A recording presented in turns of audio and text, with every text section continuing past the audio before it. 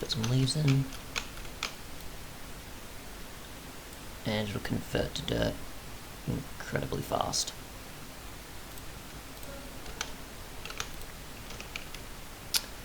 Other than that, other ones like thorns and fire aspect should also work, and sieves can also have fortune. However, once you break them, even with Silk Touch, I've tried with both an axe and pickaxe, they don't actually give back the enchanted form, it only gives back a regular one, so you're going to have to re-enchant them or be very particular where you place them. So we just happen to place this one down, and we'll put some mesh, which I'm not too sure if you can enchant the mesh, I don't think so. Let's see, look for if I can find it. Looting, that's breaking, here we go, fortune 3. We'll just try with mesh and see if that works. So possibly it could also work with the mesh as well. I'm not sure if that works on both, but we'll see. So, actually see if our chances increase by any means. And we seem to be getting a pretty decent amount. So we've got some aluminium and lithium for the most part.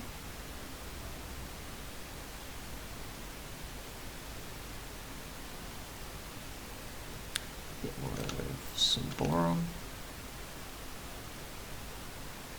And we're just seeing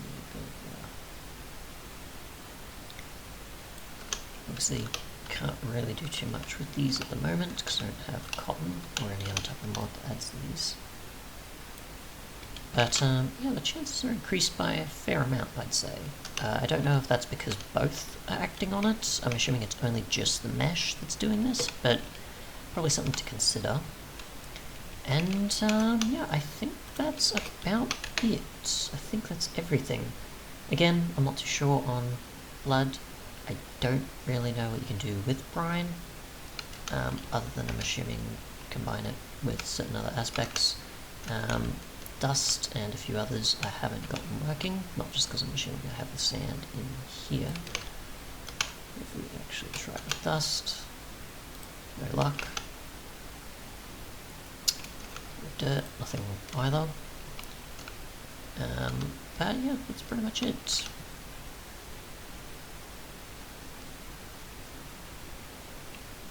Thanks so much for watching, and goodbye. Actually, before I forget, obviously configs, can't forget those.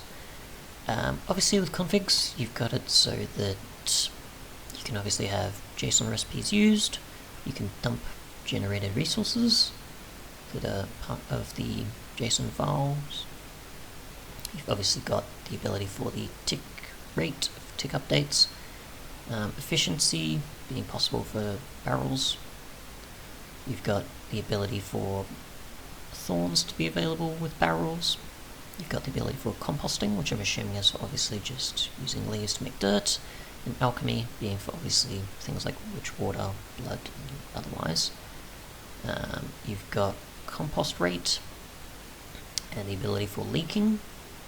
You've got the leak radius, of which wooden barrels will happen to.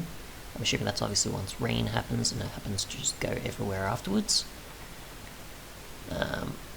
Bleeding obviously happens with thorns, which I think is supposed to happen if you use, let's see, yeah, barrels that are enchanted with thorns, collect blood and milk. I'm not sure obviously what creates it, but either way I'm assuming maybe you can use thorns on a barrel and maybe milk will turn into blood, I'm not too sure. Obviously you've got the tick updates for the crucible.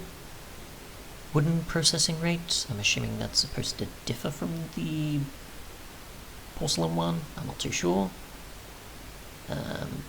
Otherwise, stone volume of buckets of liquid versus the ones that can happen in a wooden crucible.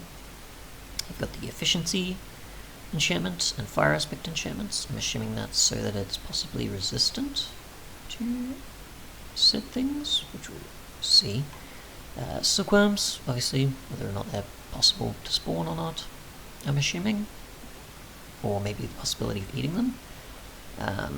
Otherwise, you've got progress for how long it takes for leaves to be infested. You've got the update frequency of per tick that will infest it compared to the progress differences, values. You've got obviously how much progress it does before they start to spread to others, so it has to complete obviously a certain amount of the leaf block to move on. You've got the spread chance, obviously if it will spread fairly quickly, fairly slowly, or even if it does at all. To consider with that, obviously you've got the infesting, spread check, and then you've got the actual spreading each. Spread attempts. How many attempts should infest leaves to make them check? I'm not sure if I'm assuming that's for certain other trees or other things. I'm not too sure on that one. Because it sounds like a repeat, but I clearly know that it's not. Oh, sorry, for infested ones compared to an infesting. Whoops, didn't read that. You've also got the ability to enable or disable seeds of any different types, whether it be food or other crops. Sieves, obviously, you can allow for the ability to enable or disable them, whether or not meshes have durability, which I'm assuming they do. I just couldn't find out how to remove them and find out, or certain other possibilities. Besides, I'm assuming breaking them, maybe? Let me just see. Didn't seem to get my mesh back, so I'm not too sure on that. Otherwise, the stack size for mesh, you can obviously increase it or decrease it if you run a challenge. Otherwise, how far a sieve can be connected. So I'm assuming quite a fair amount of them. Possibly, maybe if I had it this wide, this big, it would be probably 12 or something. I'm assuming you can't do like a 3 along in certain directions, but you can probably others. That's my guess. Otherwise, you've got the base progress, so progress per clicking is equated to the base progress with the efficiency scale factor times the efficiency level, which is obviously the enchantment, and the haste scale factor, which I'm not too sure. Possibly the player having the haste effect on, and how that affects things.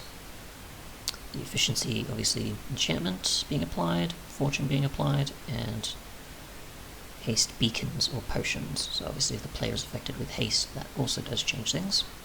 You've got crooks and hammers that can be enabled or disabled, witch water being enabled or disabled, and certain effects that will affect you if you have contact with witch water flowing around. Other than that though, thanks so much for watching, and goodbye.